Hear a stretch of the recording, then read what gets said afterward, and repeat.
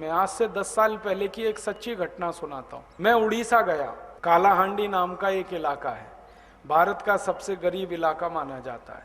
वहां मेरा व्याख्यान था, मैं गया देने के लिए। 3 लोग आए थे सुनने के लिए। एक मैं था, एक माइक लगाने वाला था, एक दरी बिछाने वाला था, चौथा कोई नहीं था। मैंने माइक वाले से कहा, भाई यहाँ तो कोई आया ही नहीं, व्याख्यान किसको दूं?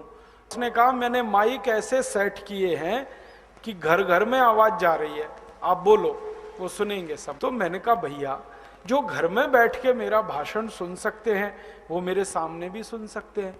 तो वो एकदम मायूस हो गया माइक वाला, और उसने बड़े धीमे शब्दों में कहा, वो आपके सामने बैठ के नहीं सुन सकते क्योंकि उनके शरीर पर कपड़े नहीं है।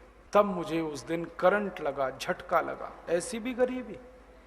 तो मैंने कहा, भाई अब व्याख्यान क्या देना, मुझे तो इनकी गरीबी के दर्शन करा दो। तो उसने कहा, चलो एक एक घर में ले चलता हूँ आपको।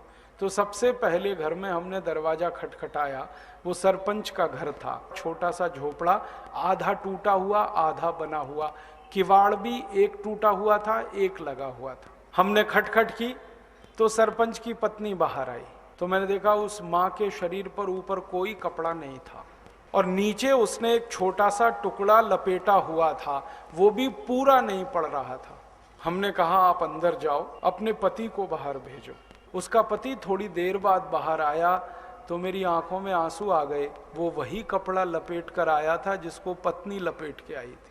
उसी दिन मैं वापस दिल्ली आया, और दिल्ली में मैंने भारत सरकार के एक मंत्री से संपर्क किया, और मंत्री सौभाग्य से उसी इलाके से चुनाव जीत कर आता है।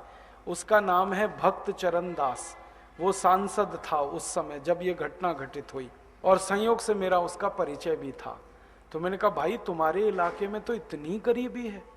तो उसने कहा, मेरे ही इलाके में नहीं, भारत में ऐसे 37 करोड़ गरीब हैं जिनके शरीर पर 2 कपड़े नहीं है।